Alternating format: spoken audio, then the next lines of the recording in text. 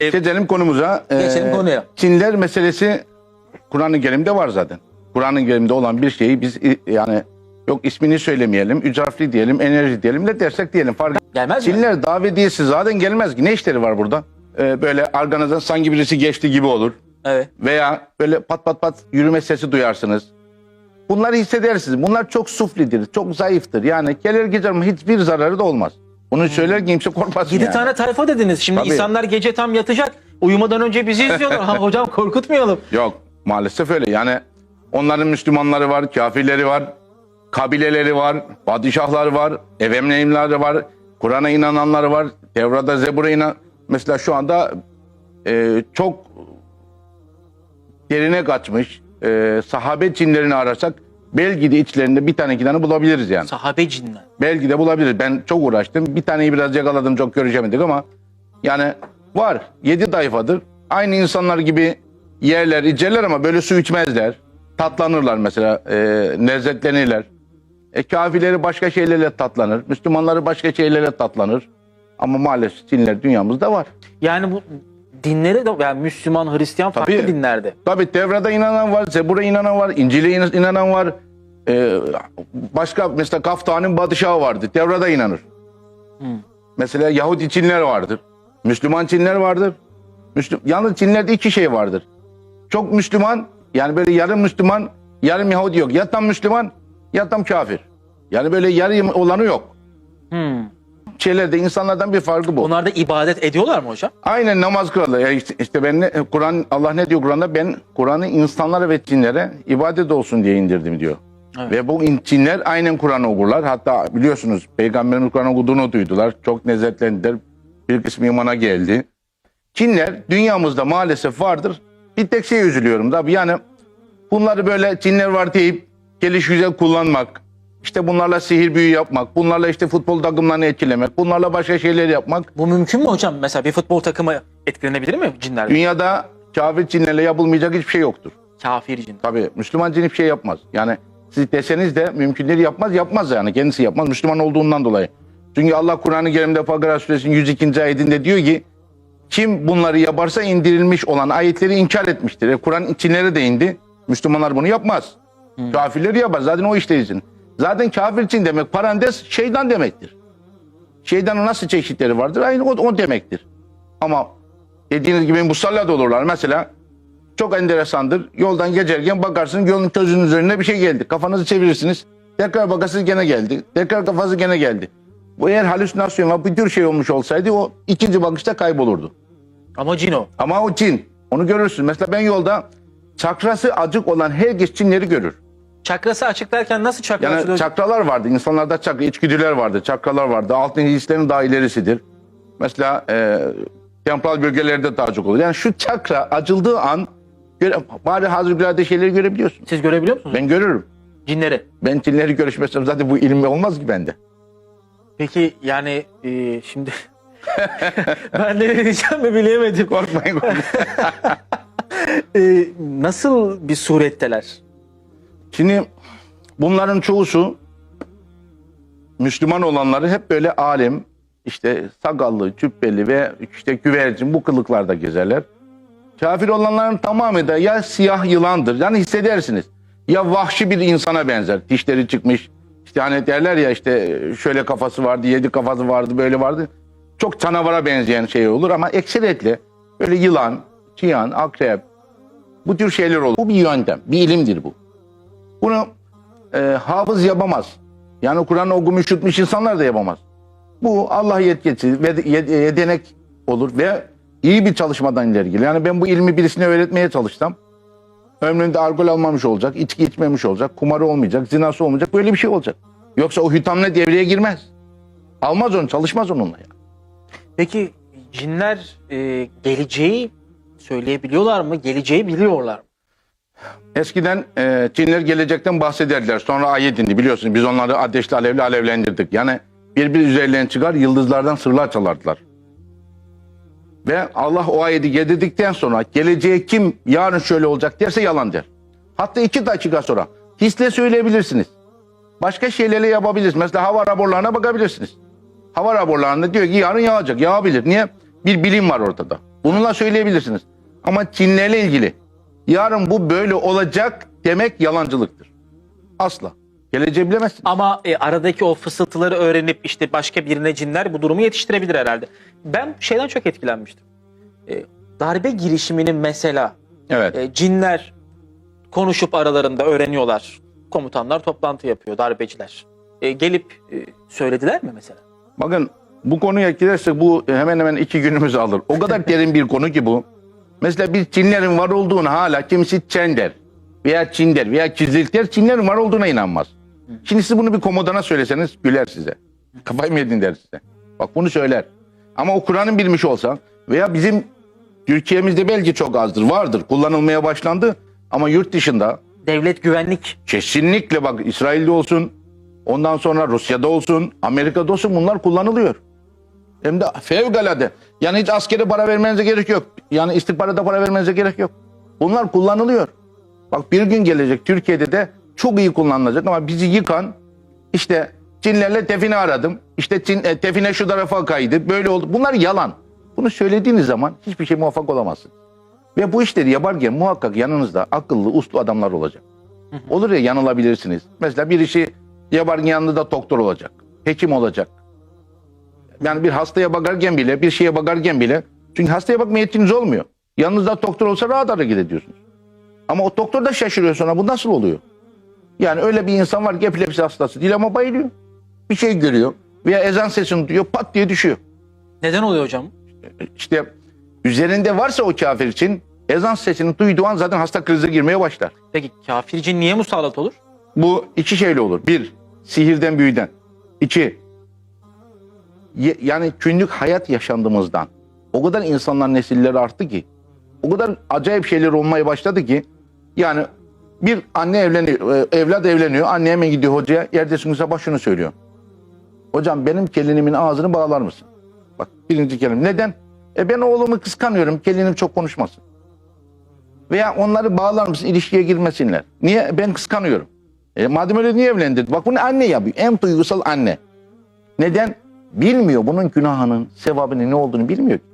Gidiyor hocalara. Hocalar da aldım bir milyar 2 milyar. Tamam bitti bu kadar.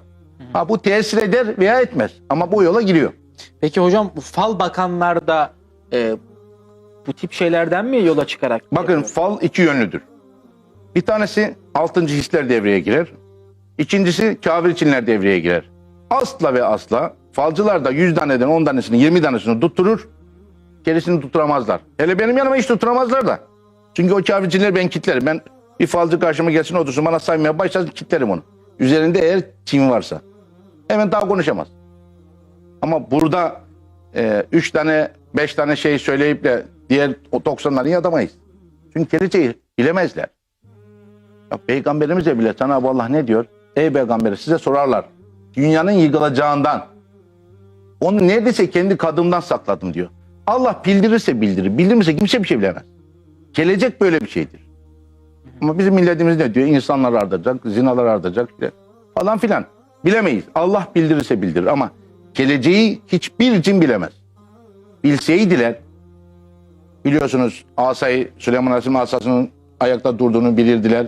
İşte geleceği bilseydiler 15 Temmuz'u bilirdiler, şeyi bilirdiler. Geleceği bilseydiler işte şu maçın şöyle biteceğini bilip de gidip sporda da oynardılar. Bunlar başka bir şey ama gelecek değil, gelecekle ilgili olarak çok büyük hareket edebilirler. Geçmişi bilebilirler. Bir adama sorun, daire kurun. Bir adama sorun. Yani bayılan bir adam olacak. Yani daha önce Çinlerle mugallada olan bir adam olsun. Benim karşıma gelirin onu. Ben onu elimle kaldırırım ama bayıldırırım. Bayıldığı anda şunu sorarım ona. Dün şu arkadaşımız ne yedi? Yediği şeyin zeytin olduğunu dahi kadar sana söyler. Cebinde kaç para var onu söyler. Geçmişten söyler ama gelecekten bilemez. Geçmişi bilir. Peki cinler de bizim gibi yiyip içip normal bir sosyal hayatları var mı? Evleniyorlar mı mesela? Kesinlikle evlenirler.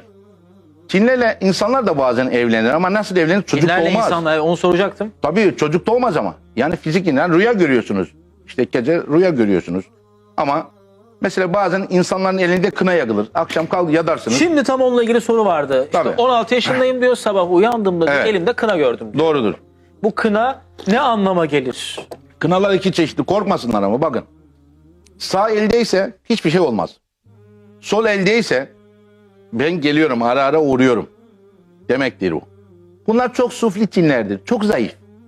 Yani ben hatta bizim doktor arkadaşlara şunu söyledim. Ya bu ele kına yakılıyor. Bunu bir şeyin araştırmasını yapın. Bu nereden geliyor? Maddesi nedir? O renk nasıl oluyor? Ve bu kına 24 saat içinde elinizden çıkıyorsa hiçbir şey olmayacak, korkmayın. Kendi Çıkmıyorsa- eline silir. Yıkamaya gerek yok. Eğer kına elde yakılıyorsa onu siz eğer tuz ruhuyla da yıkasanız çıkmaz o. Merak etmeyin. İçe kadar işler. Ama sonra bakıyorsun 24 saat sonra bir bakıyorsun kına elden çıkıyor.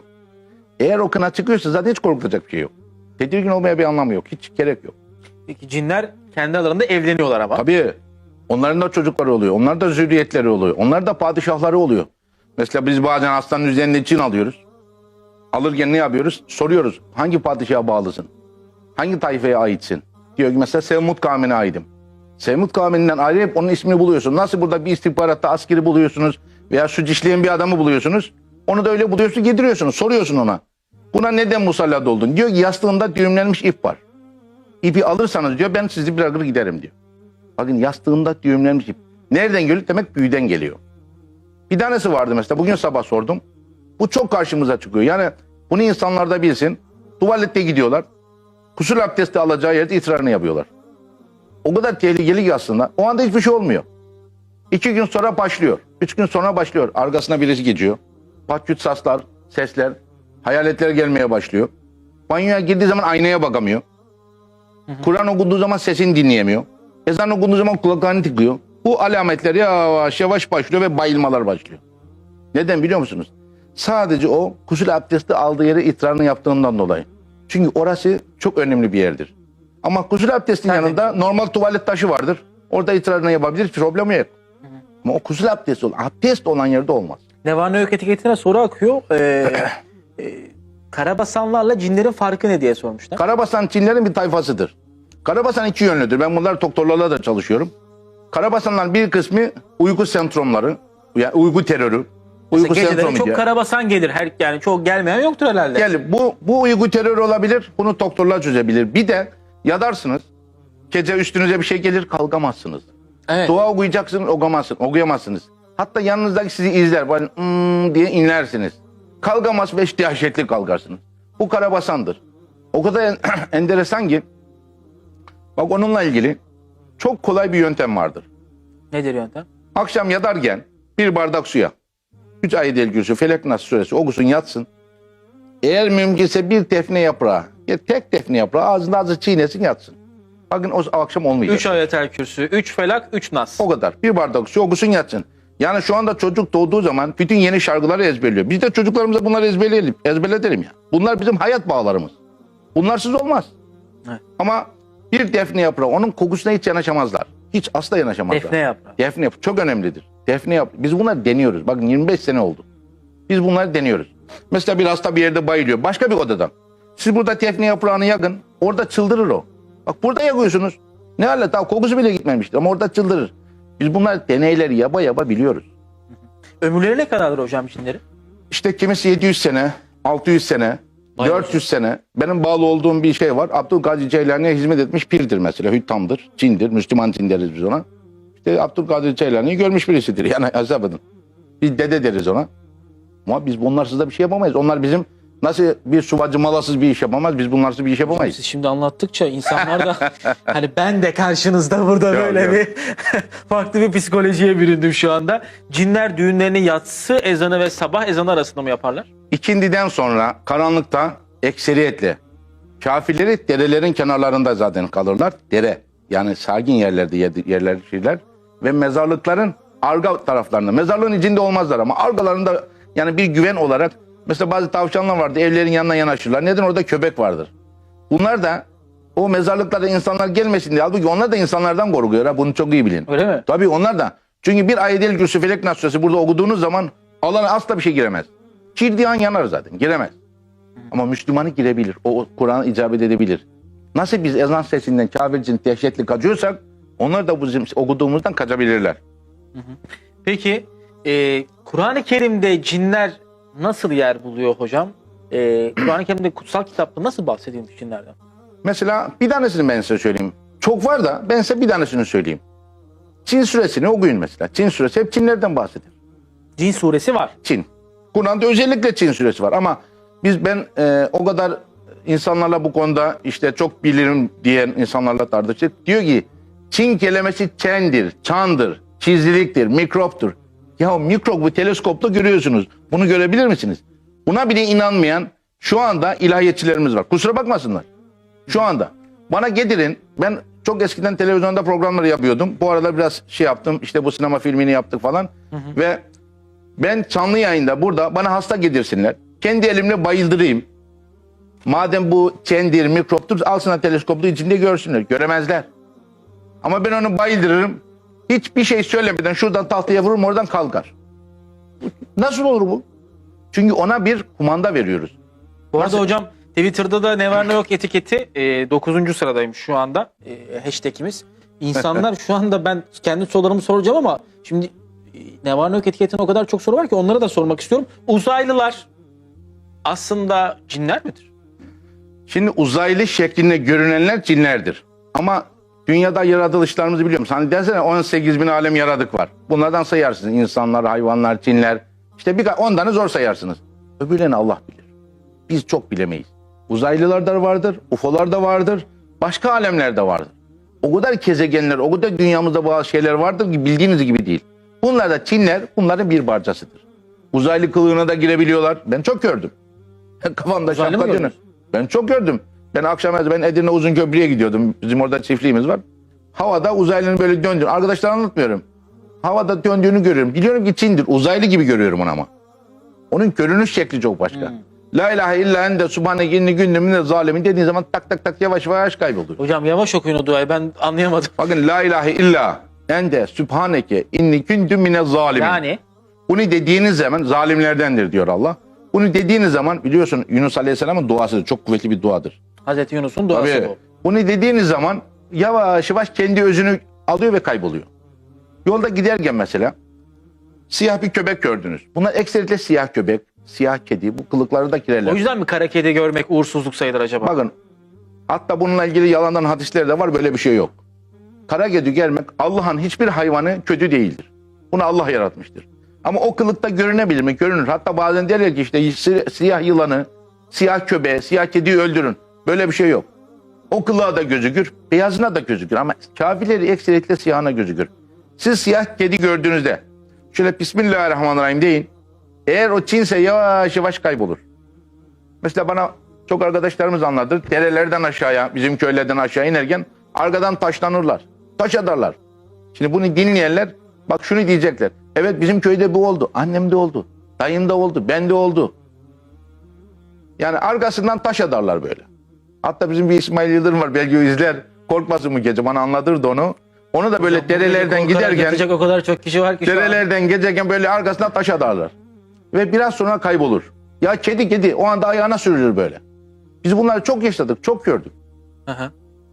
Hocam peki cinlerin musallat olduğunu nasıl anlarız? Şimdi bir doktora gidersiniz. Doktor sizi muayene eder. Muayene ederken onların bir yöntemleri vardır. İşte başınız ağrıyorsa kafanızı yediğin zaman işte migrem midir, sinüzit midir veya birkaç tahlilden geçer. Bizdeki şey şudur. Benim bir daire üslubum vardı. Biz dairemizi kurarız. İsmini, anne ismini aldığımız zaman dairede biz o hüttama, görevli olduğu hüttama şunu sorarız. Bunun üzerinde herhangi bir sihir, büyü, nazar, çim var mı yok mu? O kendi yöntemiyle tahlili saniyede yapar. 3 dakikayı geçmez. Saniyede yapar. Ve bize şunu gelir söyler. Der ki bunun yastığında şu ayet var veya bunun üzerinde Arap kavminden bir çim var veya Sübyan kavminden çim var. Bunu söyler ve döner gider. Mesela hamile kadınlar vardır. Ama her hamilelikte 2 ay, 3 ay, 4 ay olduğunda çocuğunu düşürür. Doktora giderler, her yere giderler. 7. 8. çocuk olur. Bu sefer hocalara gitmeye başlarlar. Burada Sübyan cin vardır.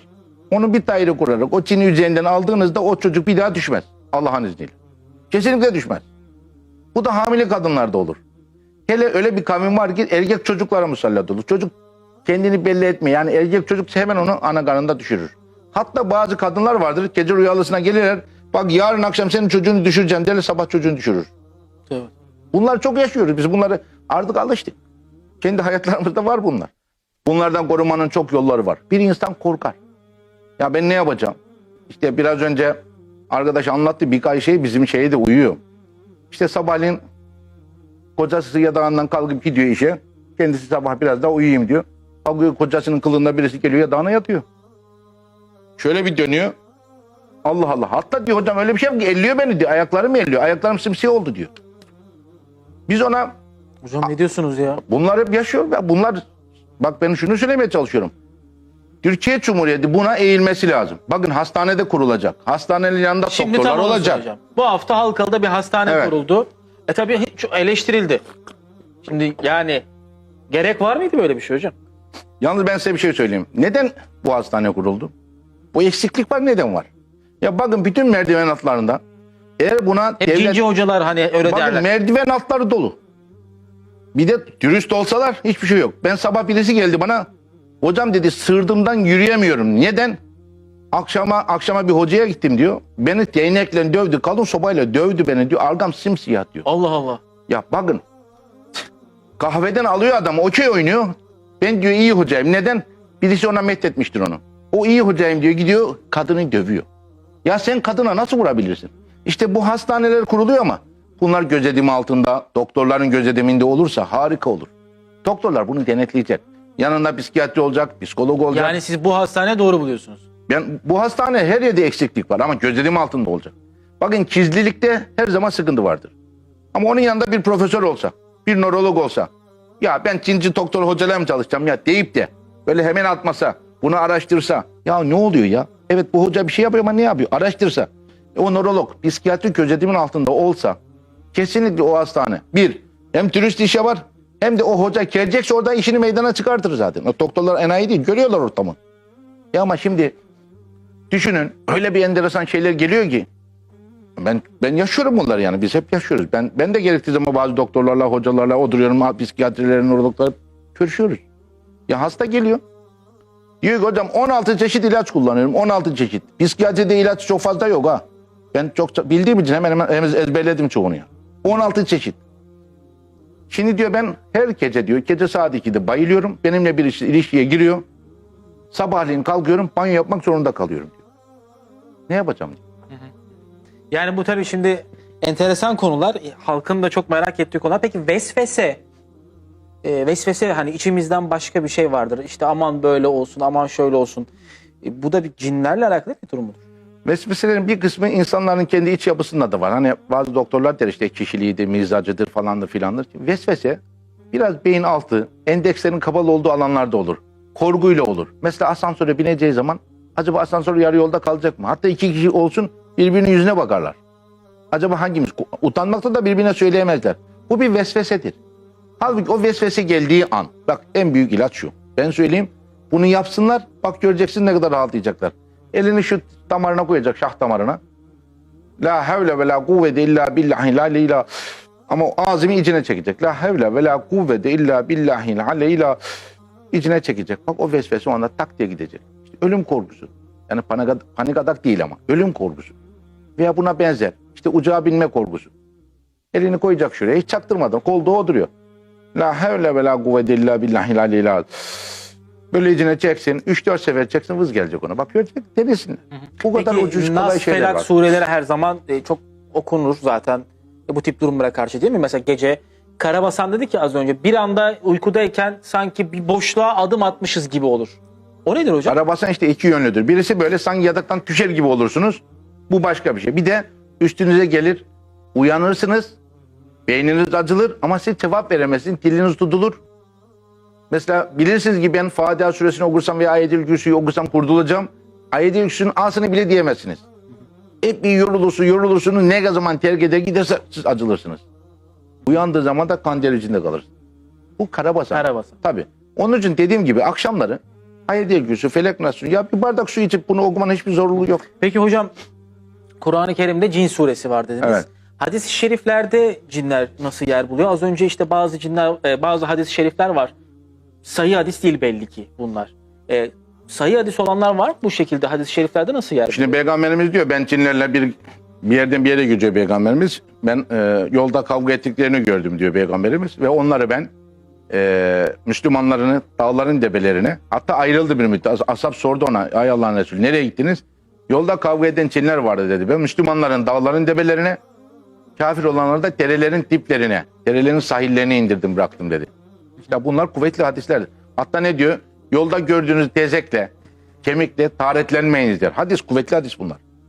Çünkü onlar Müslüman Çin kardeşlerinin yiyeceğidir. Çünkü kafir Çinler onlarla tatlanırlar. Onun için Peygamberimiz bu konuda çok hadisleri vardır. Peygamberimizle ilgili mesela sihir büyü yapıldı. Hani Felek Nas suresi indi Ziyervan kuyusuna işte bağlandı Peygamberimiz eşlerine. Bunun bir kısmı der ya böyle bir şey yok. Peygamber bağlanırım ya. Peygamberimiz de bizim gibi insandı. Çünkü yaşayacak ki ümmeti de yaşasın. Bunu bilecek. Ve Felek Nas suresi iniyor. İşte iplere düğüm adamların da şerrinden diyor ve Felek Nas suresiyle o düğümü bozuyor. Ziyervan kuyusuna adılan kuyuyla ilgili işte iple ilgili biliyorsunuz. Bunlar hep tercih olmuş şeylerdi. Peki burada büyüye biraz girmek lazım galiba Evet. hocam. Hani büyü yapmak çok büyük günahlardan hiç şüphesiz.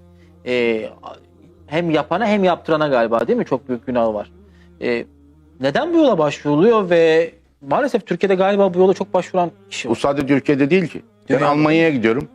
Almanya bizden daha fena. Yani Türkiye yine en yıkanmıştı. Biz dışarıları bir bilseniz. Kıldaniler var şimdi. Kabala büyüleri var. Yahudiler ya var. İşte bir Yahudi, bir babaz. İşte buna benzer 2-3 tane hoca bir araya gelir. Elde kan çıkarak yaparlar. Böyle kıldanilerin, kabalaların büyüleri vardır. Evet, o filmlerde hep görürüz hani böyle. Evet. Bunların bir kısmı doğrudur. Bunlar çok çeşitli varsayımlarla yapılır. Ama şimdi Almanya'ya gidin. Orada ekseriyetle de bakın. Hani derler ya cahil, kendini bilmemiş, işte okul okumamış kişiler bunlarla uğraşır. Hayır öyle değil ha. Böyle insanlarla karşılaşıyorum ki yani siyaseti yutmuş, edebiyatı yutmuş, doktorluğu yutmuş, tıpı yutmuş ama hasta. Ama ona da sihir büyü yapılmış. Ya çünkü peygambere yapılmış. İnsan Peygamberimize de bir büyü yapıldı değil mi? tabii O işte. hikayesi nedir onun? bunu nasıl? Peygamberimize yapılan büyünün hikayesi nedir? Ziyerven kuyusunda peygamberimiz eşlerinin birine yanaşamıyor. İşte Cebrail aleyhisselam geliyor. Çok sıkıntı yaşıyor ama.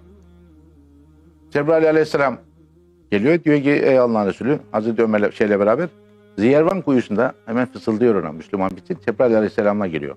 Ziyervan kuyusunda tarağa bağlanmış bir ip var diyor. Onu alın ve hemen Felek Nas suresi iniyor. Felek Nas suresiyle çözün diyor. Hemen Hazreti Ali o tarağı alıyor. Felek Nas suresiyle onu çözüyor ve iş gidiyor. Peygamberimiz işte Felek Nas suresinin 10. diyoruz iplere düğüm adamlarında şerrinde. Bunları peygamberleri yaşıyor ki gelen ümmeti de yaşasın. Bir de yalnız bir şeyler vardır. Bir madde. Yani Çinler şu çay bardağını alıp bir yerden bir yere götüremez. Bir maddeyi taşıyamazlar.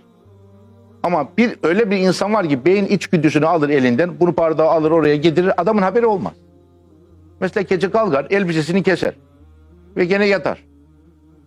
Yani adam yatağından veya kadın yatağından kalkıyor, alıyor makası, gidiyor bütün elbiseleri dolaptan çıkıyor, kesiyor, sonra yatıyor. Allah sabah kalkıyor, bakıyor ki bu elbiseleri kim kesti? Ya evde başka kimse de yok. Nasıl kesilir? Halbuki onu beyin içgüdüsüne uzuna giriyor, onu beyin durduruyor, alıyor eline makası onu kesiyor, yattırıyor. Onu Çin kullanıyor. İşte onun da yöntemleri var. Aslında bu çok geniş çaplı olacaktı. Onlar ben size burada canlı canlı anlatmam lazım. Tabii bunun rütük kurallarının izin verdiği çerçevede yapmaya çalışıyoruz. Onu özellikle söyleyeyim. Yani burada evet çok fazla soru var. İzleyicilerimizden gelen sorular var. Ama hani biz biraz daha bunu metafizik alanında değerlendirebilirsek çok daha zannedersem isabetli olacak hocam. Yani tabii ki insanlarımız bu konuda çok sorumludur. Yani cahillik de çok vardır. Kur'an, İslam'ı alan bir kişi, ufakken Ayet-el Kürsü Felek Nas suresini ezberleyen bir kişi hiçbir zaman sihir büyü yapmaya yeltenmeyecek. Yeltenmemelidir, imanından olur. Bunu yaparsa hayatı da bitmiştir, kendisi de bitmiştir. Adam bir kıza aşık oluyor, alamıyor onu. Ya Allah yazdıysa olacak. Bu Allah'ın... Mesela burada evet büyüler çok yapılır. İşte dediğiniz gibi yeni evli çifte yapılır. Maalesef bu nasıl bir yaygın hale geldi? İşte ufak yerlerde aman şu hocaya git, aman bu hocaya git. Çok yanlış bir eğilim var galiba. Hocaya git bir şey değil. Bir de hocaya gidip bir de gizli gizli gideceksin. Bir de duyulmayacak. Bir de kimse bilmeyecek. Bir de bu işlerin bu yönleri var. Yani hocayı gizli el altında bir de meşhur etmek var. Yani adam ömründe bak ne diyorum. Bugün sabah geldi bana. Adam diyor ki ben vallahi Ragı İcem bir hocayı aldım bu işi yaptırdım diyor. Ragı İcem bir hocadan fayda olur mu? Soruyorum size. Yani Ragı içiyorsa kendi dininde. Bizi ilgilenmez. Ragı içilen için söylemiyorum. Tabii. Ama bu ilim başka bir ilimdir. Yani eğer siz malası suva yapamıyorsanız İçki içerek bu işi yapamazsınız. Siz Azazil filminde de yapımcısınız aynı zamanda. Evet. 2 filminiz var. Azazili Burak Oğuzhan Memişoğlu oğlumla beraber Evet, Burak yaptım. Memişoğlu ile beraber.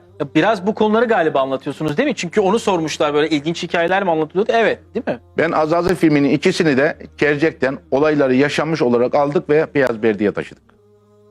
Ve gerçekten olayları yaşanmıştır. Yani bu olayları yaşanıyor ve o filmi izleyenlerin çoğusu bana haber yolladı. Şunu söylediler. Benim anneannem de bunu yaşadık, dayım da bunu yaşadık, amcam da bunu yaşadık. Kesinlikle bunlar yaşanmıştır, yaşanıyor. Bu sohbetlerimizi sürdürebilmemiz için lütfen bu videonun altındaki süper teşekkür butonuna tıklayarak destek olun. Sizin katkılarınız sohbet kanalımızın devamlılığı için son derece önemlidir. Hayra vesile olan, hayrı yapan kimse gibidir. Daha geniş kitlelere ulaşmamız için videoyu beğenip paylaşmayı unutmayınız.